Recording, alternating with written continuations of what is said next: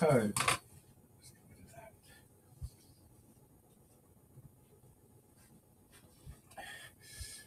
hey, you all know the routine, so let's make a start. Rubbing your hands together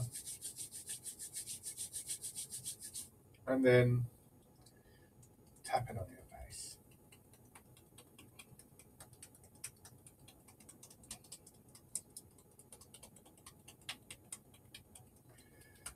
Over your head and neck.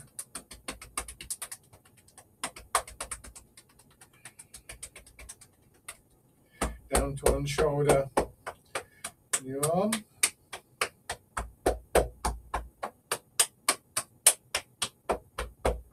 And the other side.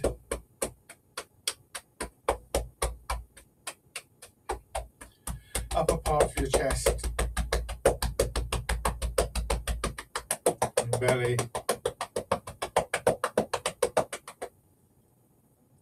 And your legs.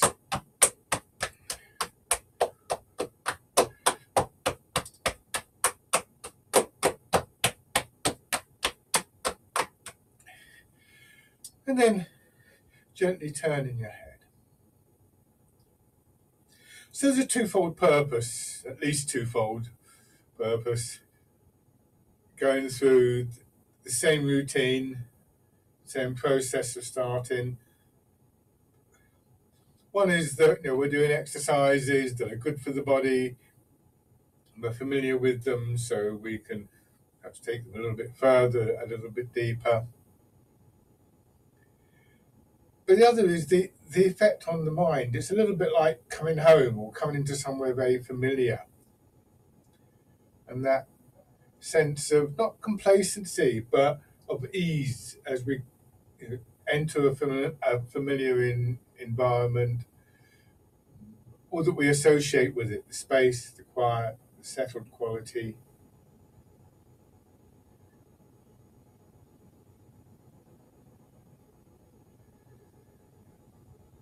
And then the shoulders.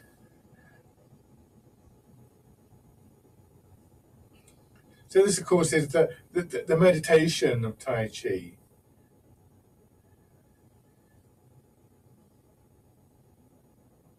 Showing that the art really is very much a mind-body art, not just a physical exercise.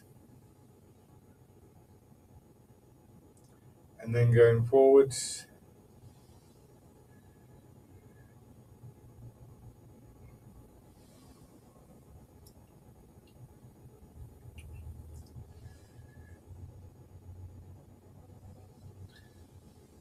Hands out to your sides. Some of these exercises I've been doing since, I started in 1983, and some of the exercises that I do with you were in the first class that I ever did. And yet, they've never really become boring. Familiar, yes, but it's often those long-term exercises that are the ones that offer me the most insight into it, what I'm doing, how I'm doing things.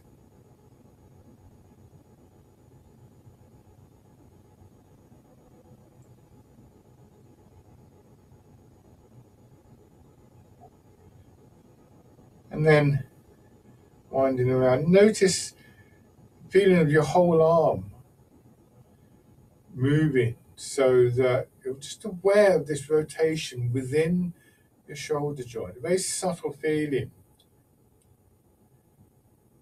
A very smooth feeling. Quite a deep releasing sometimes in the shoulders.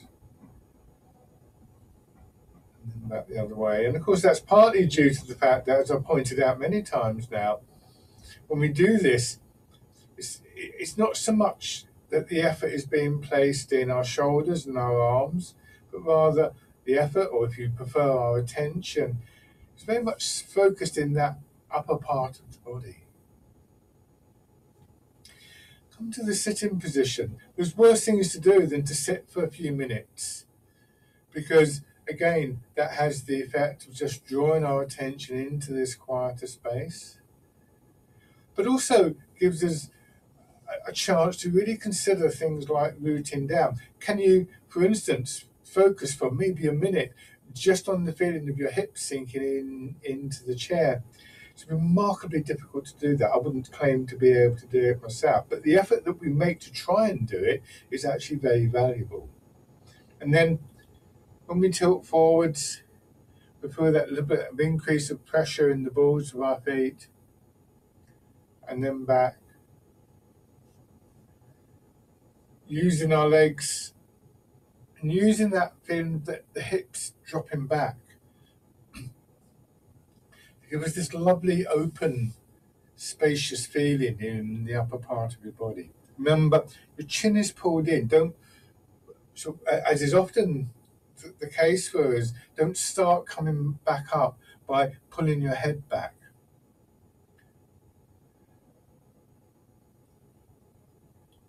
So to start off with, we imagine spine and neck and the head being fixed. But of course, we don't want it to feel rigid. We don't want it to feel kind of locked in concrete. So that's only a starting point, just to make sure that we're not sort of moving our head around or whatever.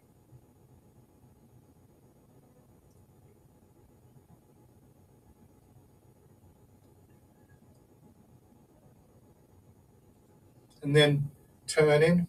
So any one of these movements could occupy a much longer period than we generally give them in the classes.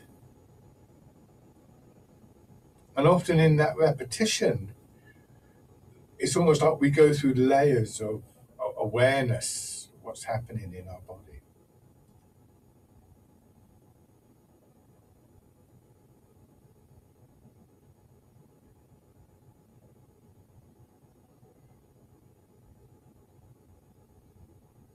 And then on the other side.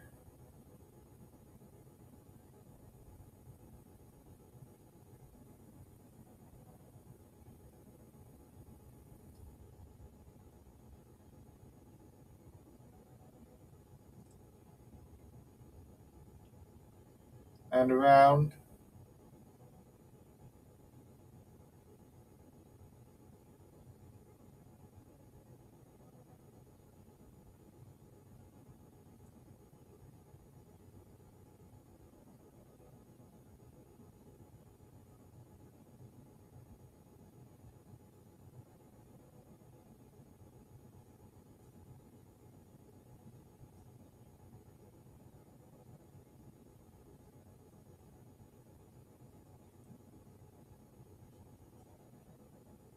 And back the other way.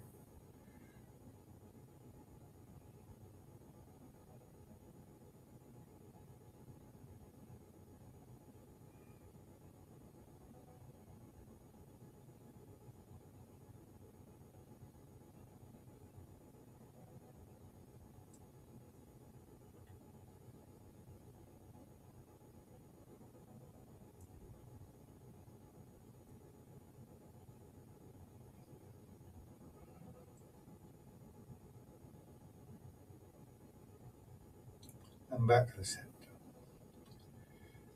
Raise your foot, your heel, push forwards. Just the act of simply taking the step is quite an interesting one. A couple of years ago, I went to one of my regular teachers in Reading. Someday I go to, outside of pandemic times, I would normally travel down there probably once a month all through the year. And in one particular class, go to the other side, we spent about 20 minutes, half an hour just on stepping. It's the standing class, but it makes no difference. And at the end of that, it was really interesting because it was a while since I'd really focused on it. And I just felt that even if that was all we had done throughout the day was the stepping, it would have been worth the sort of 2-hour journey in each direction just to focus on that, because it was really nice to come back to something that simple. We take a lot for granted, I think, when in our everyday actions. And again, there's a twofold thing there.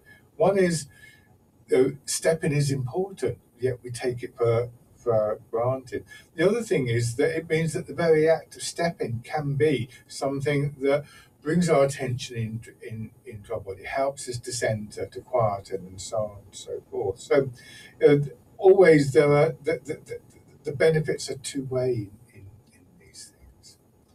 So, starting with your weight back, ease forward, and as you do, wind your hands around.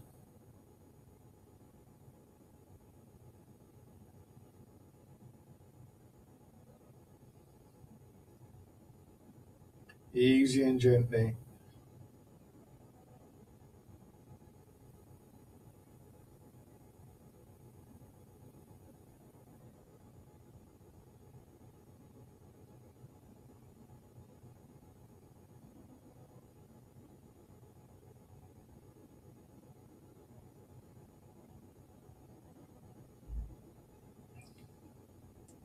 And try and feel that it's not separate movements, but one movement.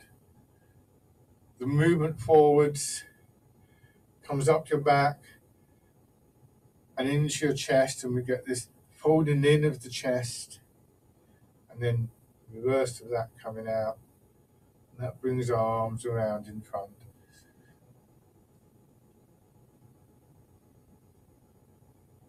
And then fisherman cast a net.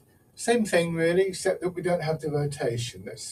So your hands should end up in more or less the same place. The fingers might end up going a little bit further, and over a period of time,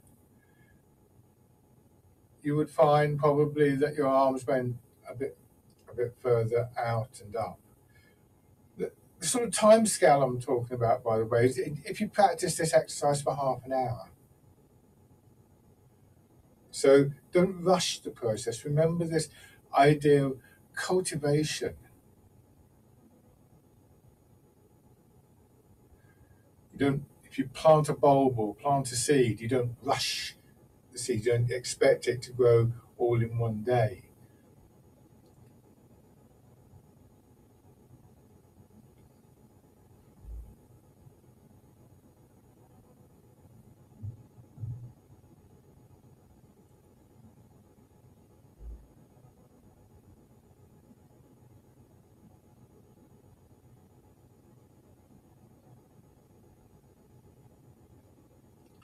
And then coming over.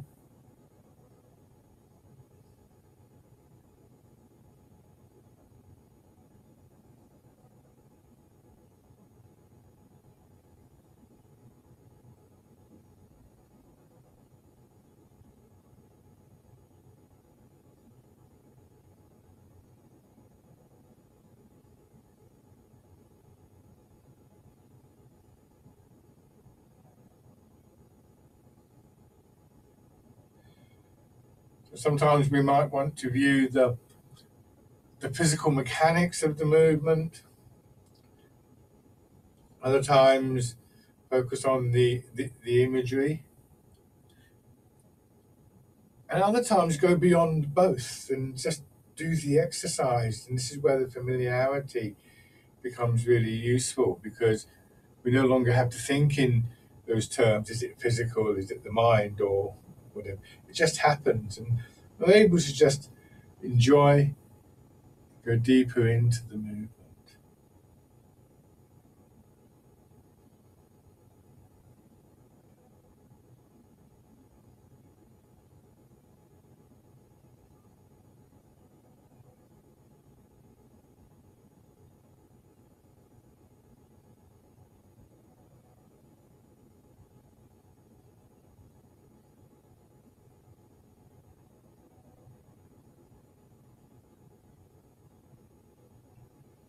And then sitting back.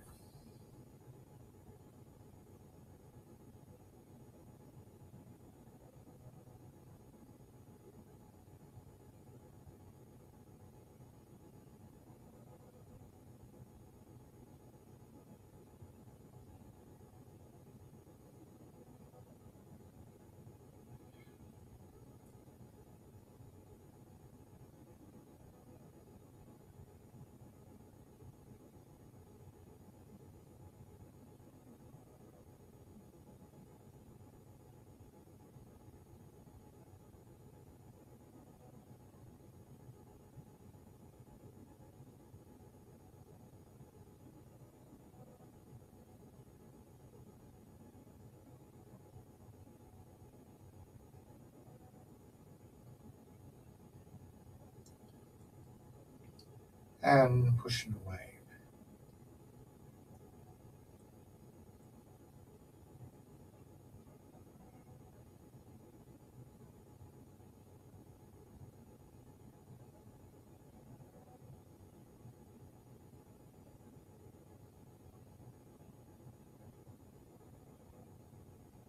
Notice that my hands start in front of my hips. They don't necessarily go up, and at the beginning they don't. It's just straight forwards. And after a while, with this expansion, this push up from the legs, you may find that there's this little bit of a curve up. So from the side, you see here, in the first instance, it's straight forwards. And then coming up. Notice where my hands end up. They're above the feet, no further forwards. And then when we change to punch with both fists, hands are here at the start. Probably go a little bit further forwards than in the push. But a very common error here is to get back here and to do this kind of movement. In fact, just let the hands come back. They don't come back quite as far. They're not right back there, and we don't need to do that because the arms stay fairly straight. So then we get that straight push out, shoulder to elbow to wrist to hands. That's a turn around. It's a bit uncomfortable sitting sideways on the chair. Remember, it's a hollow fist. Don't hold your fingers tight. Remember when I was talking about the hands and this feeling in the hands being kept when we roll the fingers in, so not tight, not stiff. That would tighten up your wrists.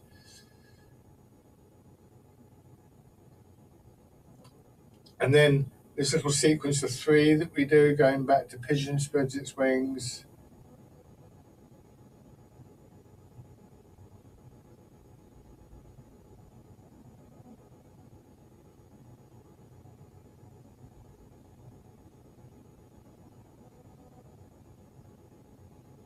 And again, there's a little bit of upward movement, downward movement in arms and hands, but not as much as you might think. Once again, if I do this from the side, if you look at the angle between my arm and my body, it doesn't change very much. It's a little bit there. What it isn't is this. It's a very smooth movement. And the rest of the movement is provided by the movement of my weight and the subsequent change in the angle of my body.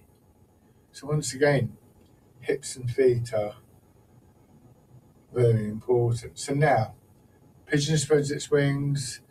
Here, the elbow's coming out. And maybe that little bit of a curve upwards when we go into pushing a wave. And then coming back, leaving the hands at the same level, but rotating forwards. And maybe getting a little bit extra extension from that. So some very subtle changes in the detail.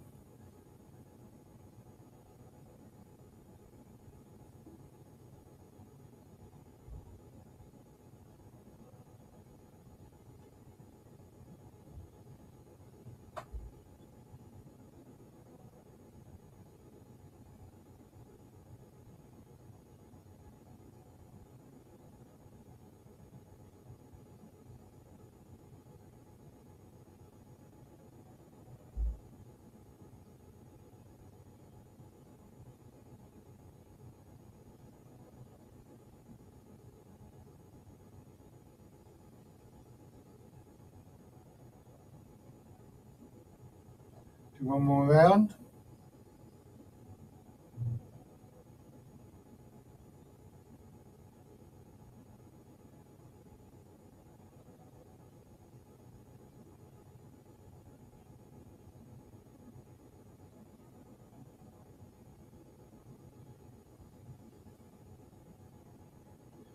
And then we move on into the winding movement. Again, very similar to what we've already done, of course, but this time combined with the push. So we get this rotation outwards, drawing the hands in this time.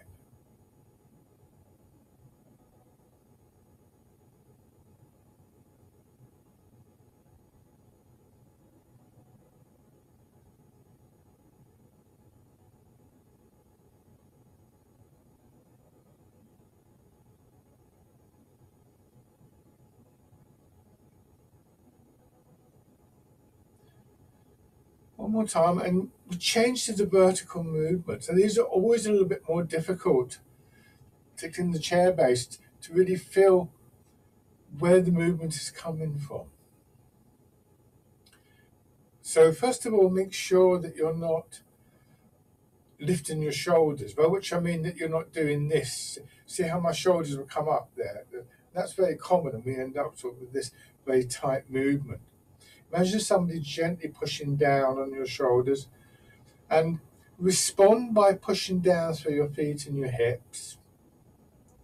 That movement, and I'll exaggerate, push your elbows out, and your hands have to come up at that point.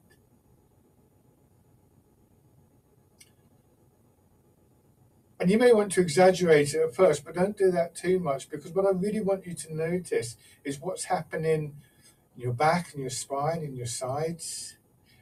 This feeling of expansion and contraction.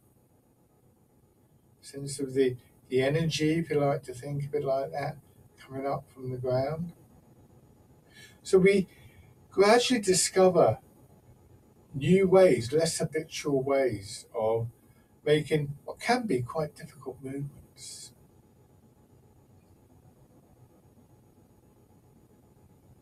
And then the wild goose.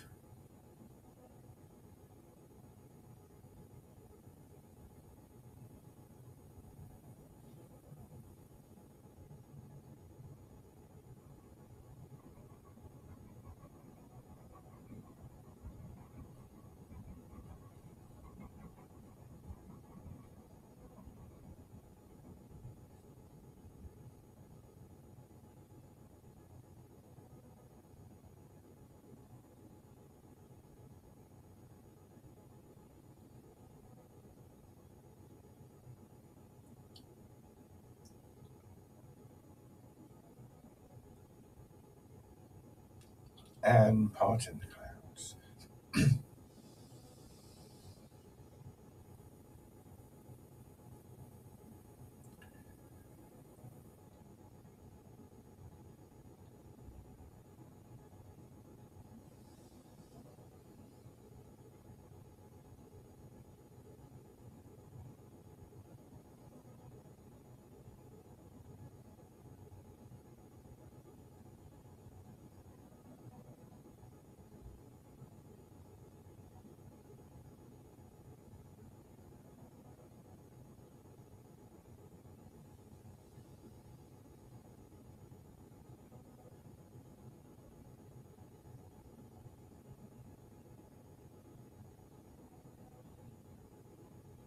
One more time. And again, let's repeat these three movements in sequence. So rooting down,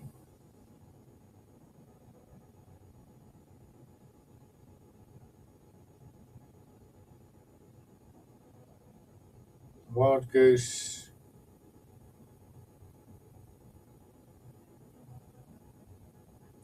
part in the clouds.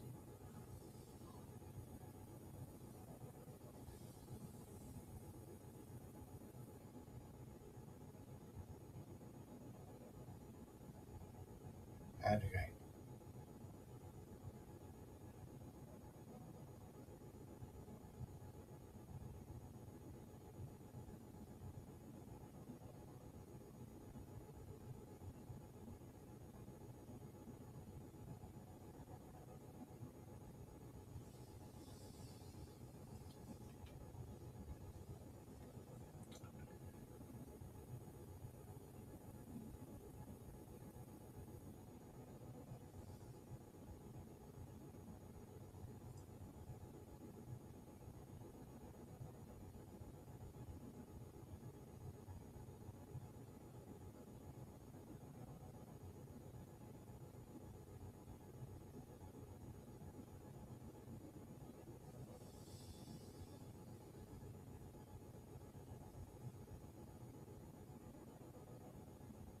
and then dragon plucks the stars from the sky.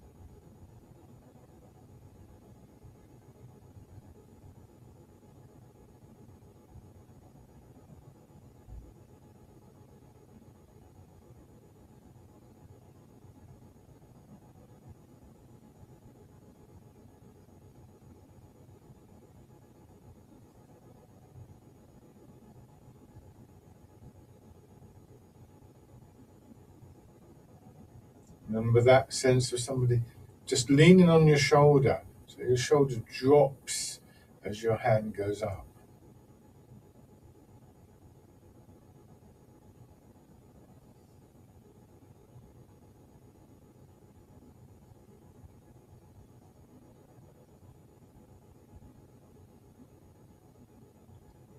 And then both hands. When we're doing sequences, exercises like this, where there's more than one part, take your time. Finish each stage before you try and start the next. Notice that that's also quite difficult. Often a tendency to rush. I think there's two things about that. One is just that we rush generally. We feel as though we have a time scale to meet all the time, even when perhaps we don't. The other is, I think there's almost a kind of anxiety, a panic that sets in. Am I going to do it right? Am I going to forget what I'm supposed to do? Am I going to get behind in this? None of that is really significant. If you're going a bit slow or a bit faster than me, that's not a problem. So, notice where the hands finish. Here. And then you start again from there, and they go to here. Then they come back to that original position. Here. And then they push out again, and this time they go to here. And in fact, what I'm doing now is I'm introducing just a very slight fraction of a second of a pause. Barely noticeable, but very significant.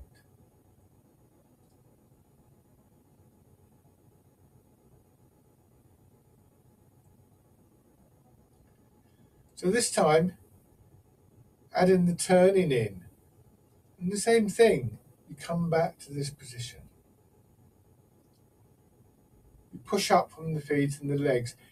You change that into a turn as your arms extend out.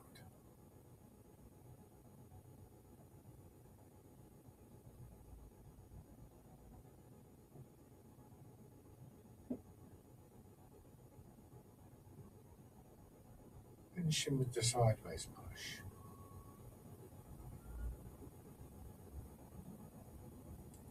So unhurried.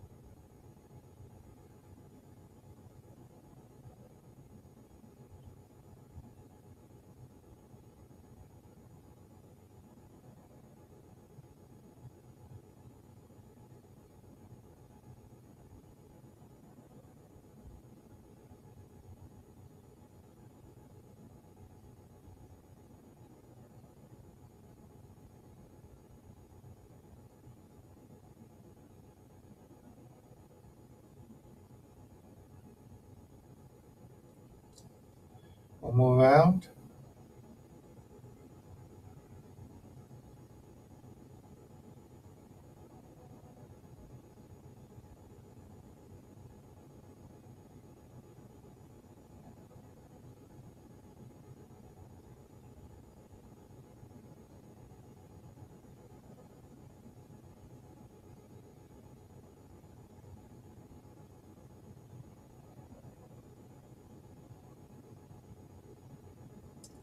Scooping the sea and looking at the sky.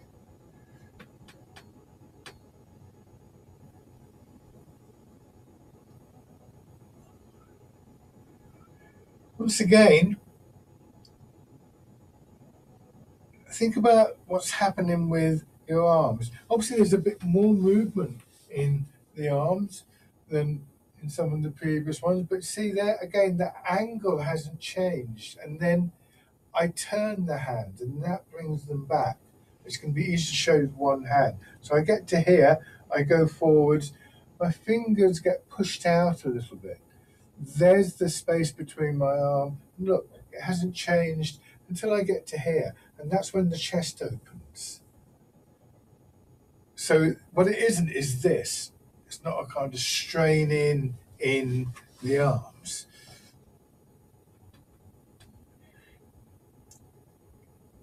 It's more difficult, I think, to feel how these things work in the chair-based exercises. It's one of the reasons I sometimes say it's only partly in jest. It's not in jest at all, really, I suppose. That there's elements of the chair-based exercises that are more advanced than the standing exercises, because you have to work harder in your mind to train your awareness more precisely to actually get them to be correct.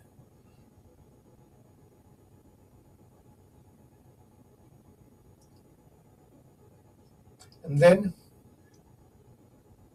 grasping the tiger's ears, I come back. Again, I open the chest, I go forwards, I close the chest to bring the hands through. Again, from the side. I go back and watch. I mean, I'll exaggerate. See how I'm getting to this position here, and then the chest folds in and it comes through. Bear in mind that these are all exaggerated movements that I'm showing you. They should be barely visible in the end, but that's quite difficult then, isn't it, to really feel what's going on. So it can be quite useful to do these movements, to overdo the movements, but always with the intent of making them smaller. And then switch sides. It's like when we learn to write. When we learn to write, we learn first of all in very big letters. Or if you learn to sew, then you make big stitches, and gradually it becomes smaller and neater.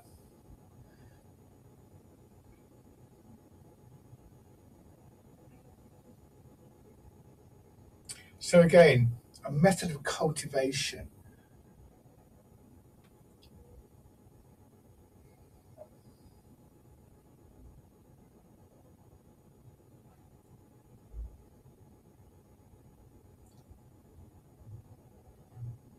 Remember, the very focus of quietness, stillness, and space is really one of the most valuable gifts of the Tai Chi practice.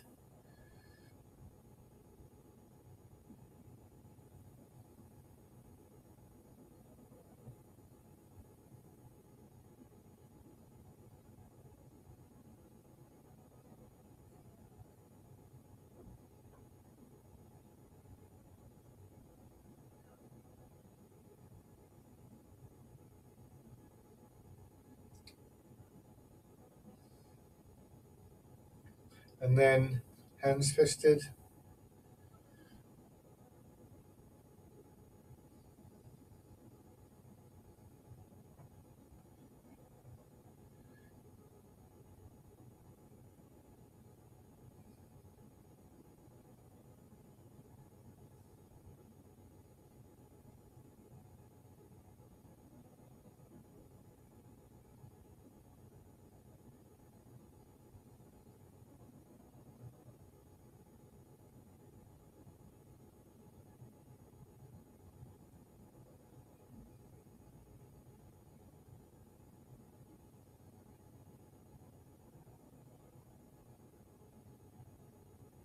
One more time.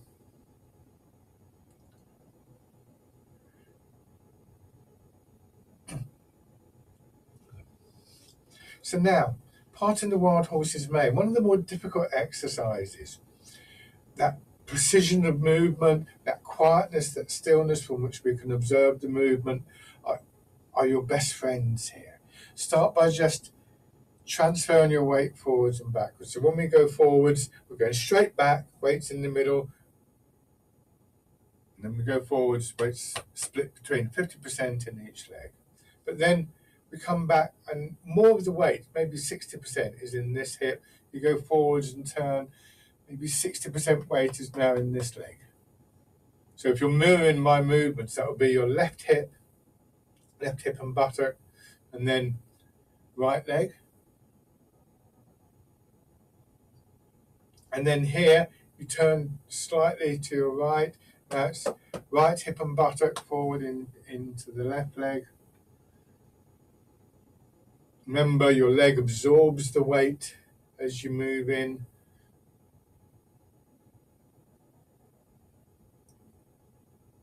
So then we can alternate. You go to the left, you turn to the left. This side, forwards into the right leg. It's a square with diagonal lines across it. You travel one diagonal line, you move across to the other corner, and you travel the next diagonal line. And then you come back, you go across, and there's the diagonal again. Now, if you hold your hands in front of you, they will follow this pattern.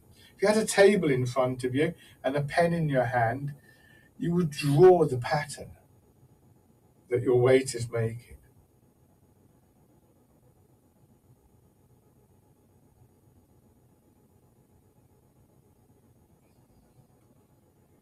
So that's not that complicated once you get used to it. What's difficult now is to keep that going and at the same time begin to embellish the movement with your arms. A bit like if you're trying to sing a song and tap out the rhythm at the same time. Something that I can't do, by the way, which is why I know it's so difficult. So what we'll do is come back into the right side, go across to the left side, and this time as you go forwards into the right foot, let the right hand just swing out a little. Leave it at this height, about shoulder height or just below. Come back, and it should just arrive in front, or above rather, sorry, the left hand. Then you move across, carrying a ball across. Then you do the same thing on the other side, and you just push down with the top hand, straight down, and come back. Make sure that each stage of the movement, move your weight across, turn a little to your left, move the weight forward into the right foot, let the hands come into position, move your weight back into the left hip, drawing the right hand across, turn your hands in to hold a ball, move across, turn a little to your right, forward into the left leg. Don't swing the hand out. Keep it just below shoulder height. Come back. Turn your hands in to hold the ball. Don't stick your elbow up. Move your weight across. You're holding the ball, remember. Into the left. See how my elbow is down here? In that position. So what some of you did coming back was you did this. I'm not doing that. Look, my hand isn't doing anything. So one of the more difficult things to realize about Tai Chi is how little our arms and hands do relative to the rest of the body.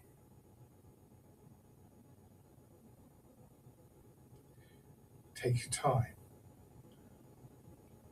Remember again, when you hold the ball, as much of your body as possible wraps around the ball. It's this, like you're hugging the ball. See where my elbow is? Not there. You want your elbow on the ball. If you can't do that, Get a ball, big ball, looks like a kind of big football or beach ball, and wrap your arms around it. See how it feels.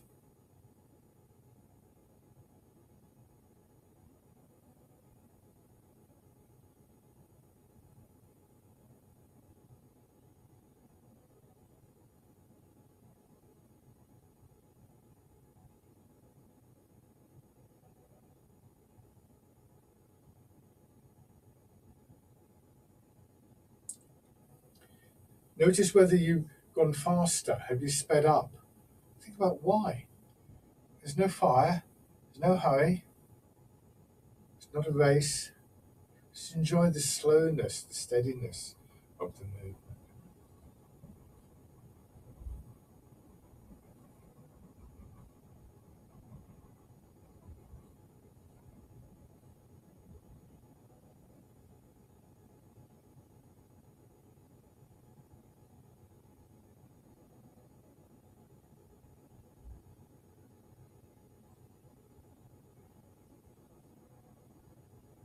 One more time.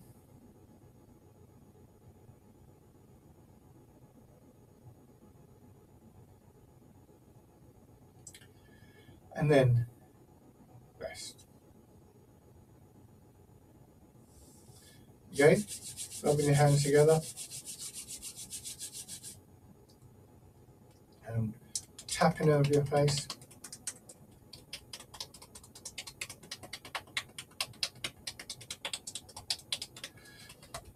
Over your head and neck.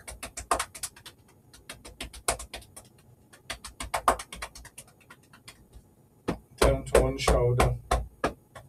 And your arm.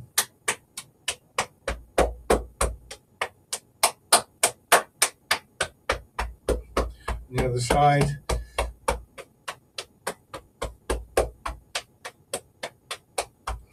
And then the upper part of your chest.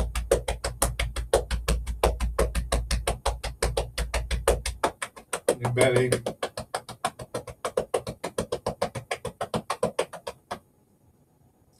And your legs.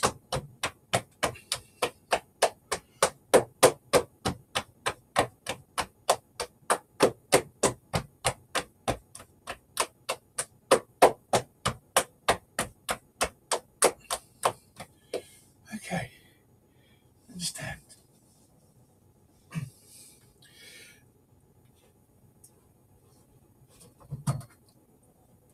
Let's do the sequence, rooting down Wild Goose and Part in the Clouds. So rather than just the individual exercises. So sinking down, let your hips drop down, push up from the legs, feel your elbows being pushed out, body expanding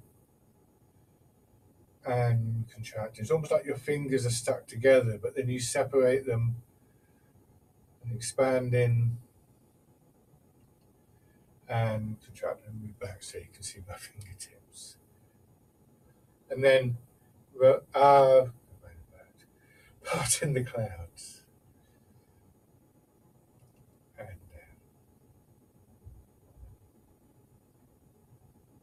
complete each movement.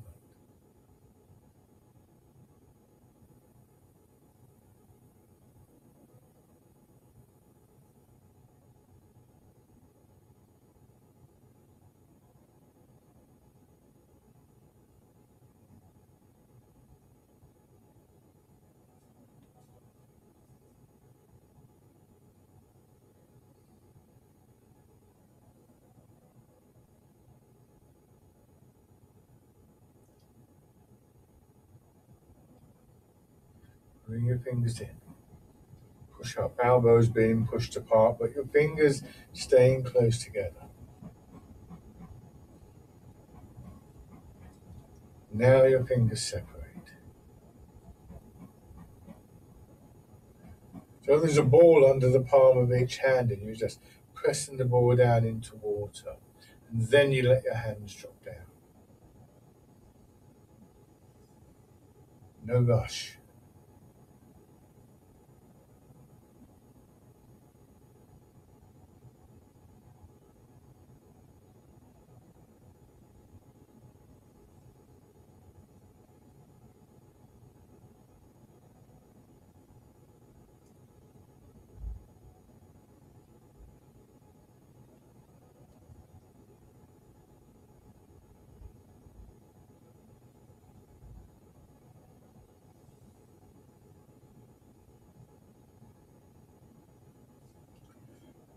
One more round.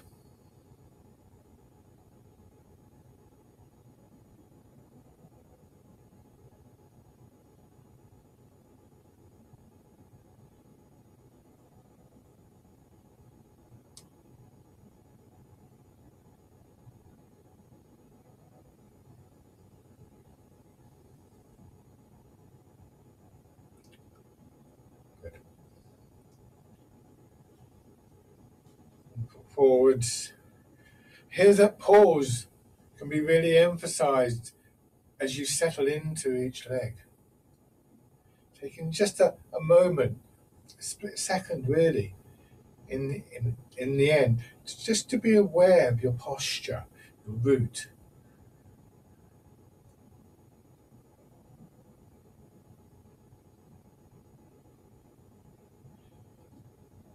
We can get to the point where quite often the simple act of becoming aware of our posture is all that's needed to stimulate the body to adjust.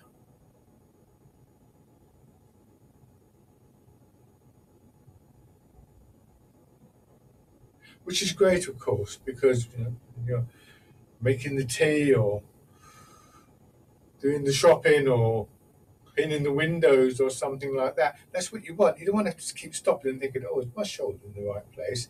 But just that instant of awareness can make all the difference.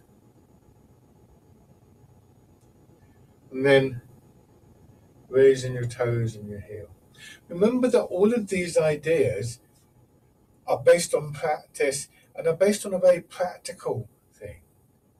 Tai Chi is a martial art. So it didn't start from an idea, wouldn't it be nice if we just moved slowly and carefully and adjusted our posture and so on and so forth. It was about winning the fight, about surviving.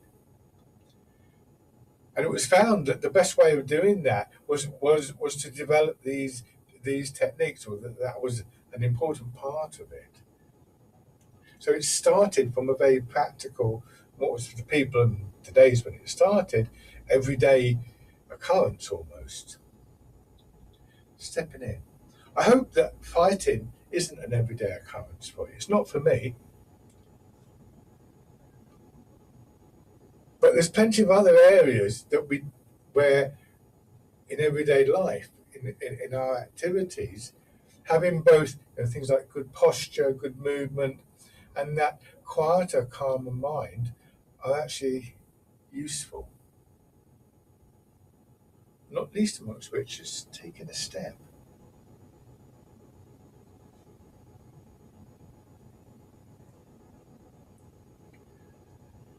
And then on the other side,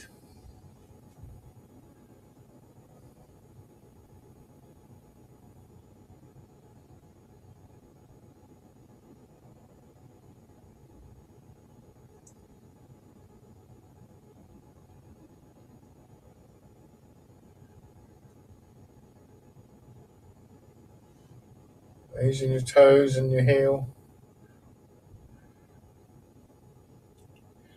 Often, when we're presented with a difficult situation, we get that kind of panic reaction. How do we resolve this? We can't resolve it. Well, oh, I've got to do something about this now.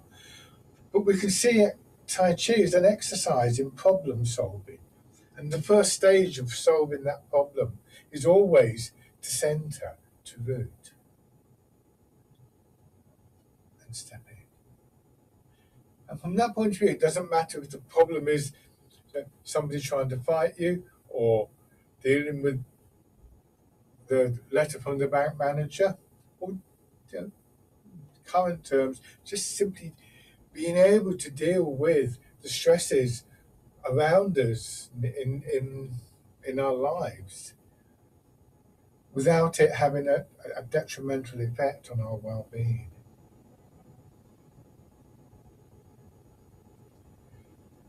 Take a few steps, either forwards or backwards.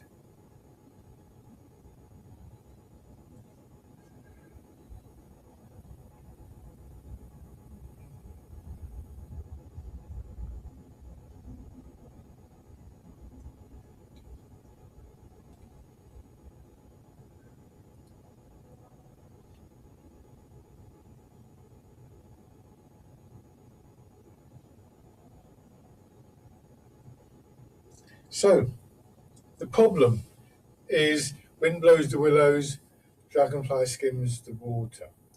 The answer or the method of resolving the problem is to cultivate that quietness, that root, that stillness. So have your left foot forwards. Move your weight into the back foot and settle. And as you settle, you turn. We've done this already in the chair. Move the weight forwards, not the exercise, but the method. Settle into the front foot and turn.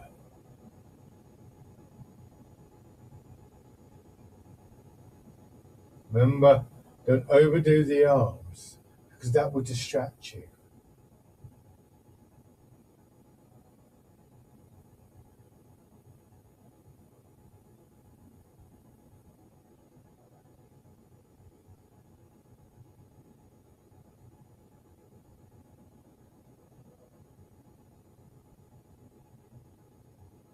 Notice where your weight is. Notice your posture. Your weight is in the correct place, your posture is correct. You're far more likely to be able to make that turning movement successfully. If you can do that, your arms will follow because we're aware of the connections from feet to hips. And then, as you turn, you can raise your heel, you can raise your toes. They become part of the same movement.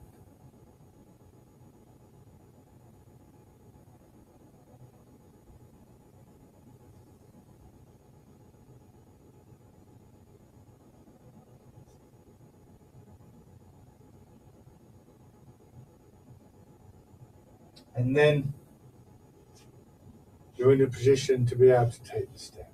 Sometimes you might want to put the toes down just to steady yourself. Other times you might feel comfortable just raising them up.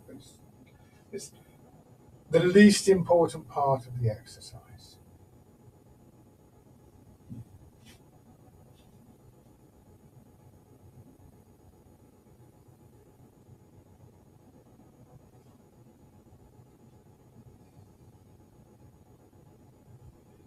The movement of your leg is basically the leg contracting in towards, so your foot is drawn towards your hip.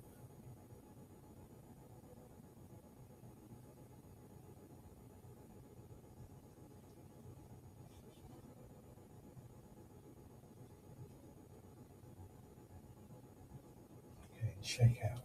Good. And then on the other side. So remember, the key is the stillness.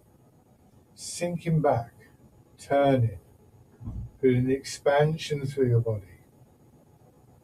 Going forward, sinking, turning, feeling the expansion. Wind blows the willows.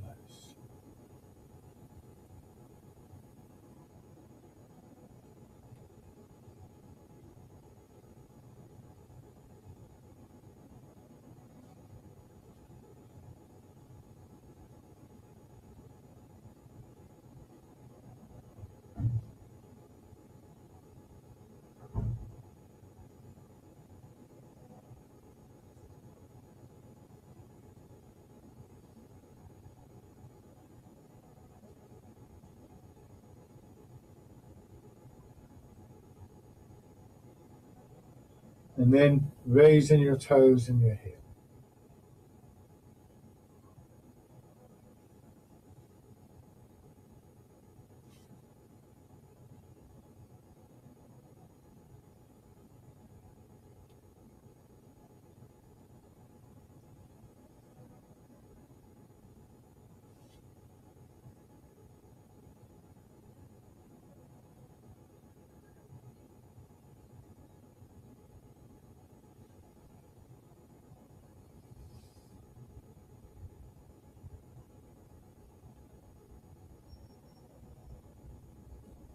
Stepping in.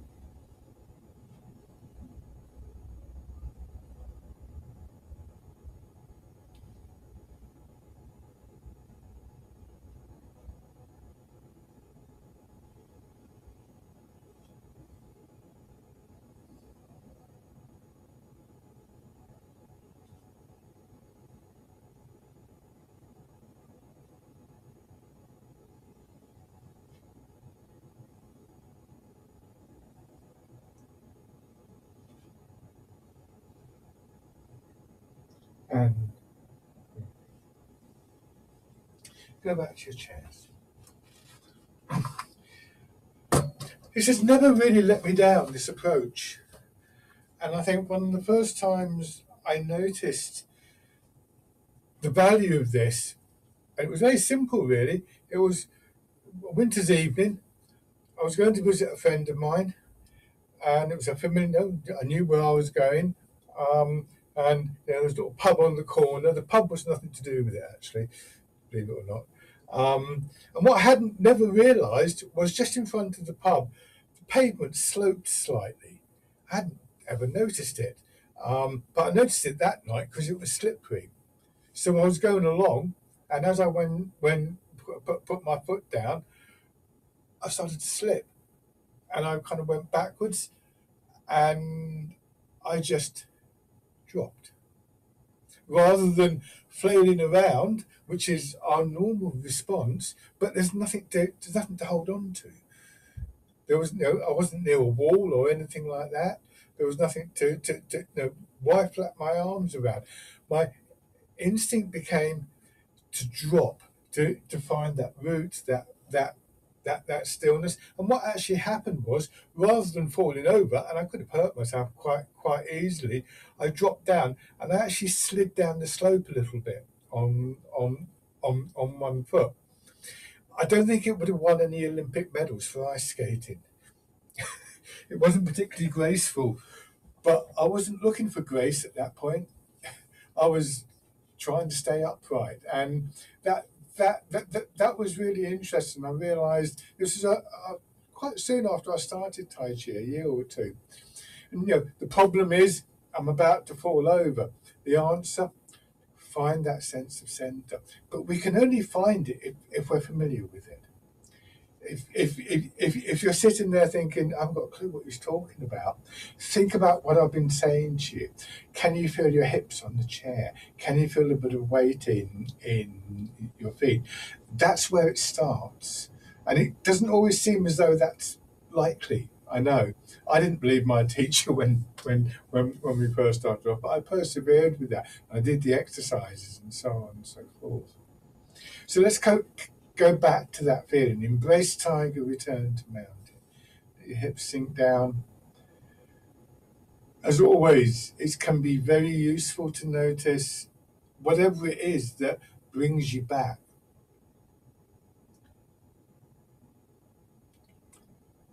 But notice that the movement itself starts with your hips sinking down and giving you that push up. So even though we're extending outwards, we are still very much moving downwards as well.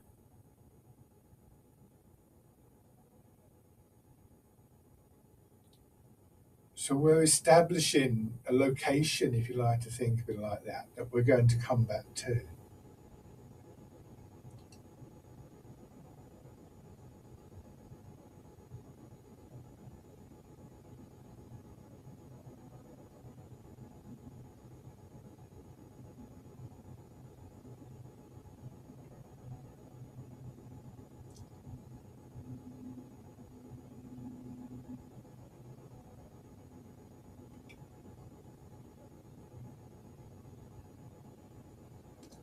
One more time.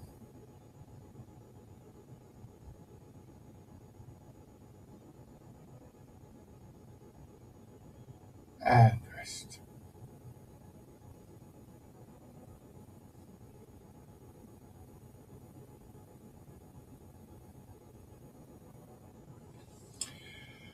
Lovely. Thank you very much, everybody. Thanks for joining in as always. Keep well, keep safe. These are tricky times, but there really is something in Tai Chi that is valuable to us. Yes. I hope you find that as well. As always, feel free to contact me with any questions or comments. Remember, I mean, I just kind of get on with these classes. If there's something you'd like to look at, if there's anything you'd like to focus on, then let me know, and I can easily build that into the class. I always say to people that if you're sitting there thinking, oh, I'd like to do that or something like that. At least one other person will be as well. So do feel free to email me and say, could we have a go at this, or could we do this, or whatever. I'd love to hear from you. Okay, but apart from that, bye-bye then, everybody. Bye all. Yeah. See you next week. Have a good week. Bye Yeah, now. take care, everybody. All right.